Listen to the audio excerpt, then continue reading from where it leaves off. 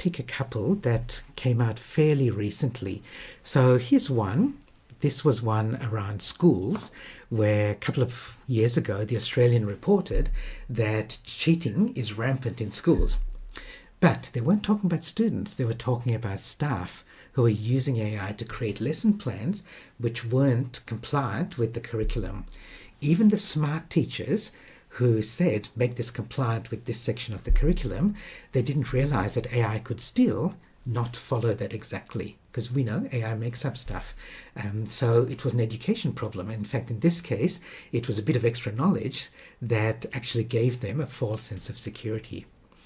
A couple of years ago, I reported this story because I was outraged that, do you remember there was a Senate inquiry into alleged wrongdoing by Big Four consulting firms with government contracts, and a group of 3 academics wrote a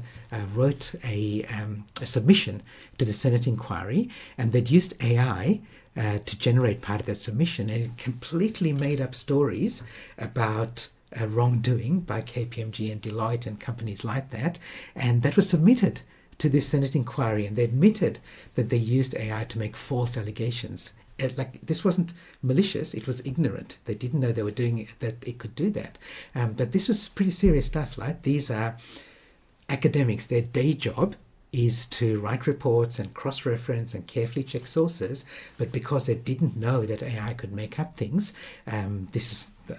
they made these mistakes, and they got away without even a slap on the wrist. All they did was withdrew it and they resubmitted it without those stories in there.